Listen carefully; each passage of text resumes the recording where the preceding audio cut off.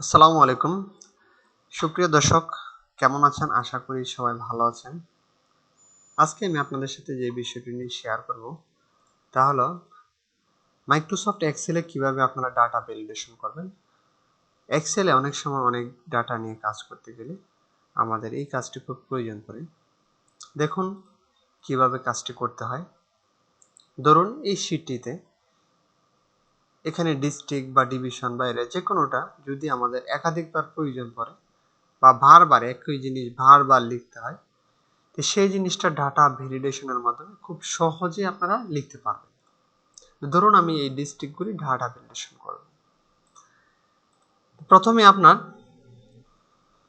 Select করতে হবে আপনি যতগুলি সেল আপনি ডাটা ভ্যালিডেশন করবেন, সেই সেলগুলি সিলেক্ট করে ডাটা মেনুতে ক্লিক করতে হবে। ডাটা মেনুতে ক্লিক করে এখানে ডাটা ভ্যালিডেশন অপশনে ক্লিক করতে হবে।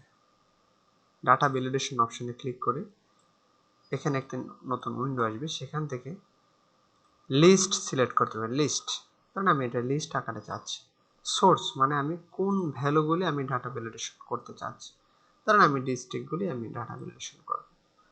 দিয়ে কিবোর্ডে এন্টার প্রেস করবেন, এন্টার প্রেস করে ওকে প্রেস করে দিবেন। ব্যাস, দেখেন এখানে যে ডাটাগুলি টাইপ করা ছিল দেখেন এখানে অটোমেটিকলি চলে আসছে। এখানে মাউস ক্লিক করার সাথে সাথে দেখুন এখানে ড্রপ ডাউন সিস্টেম চলে আসছে।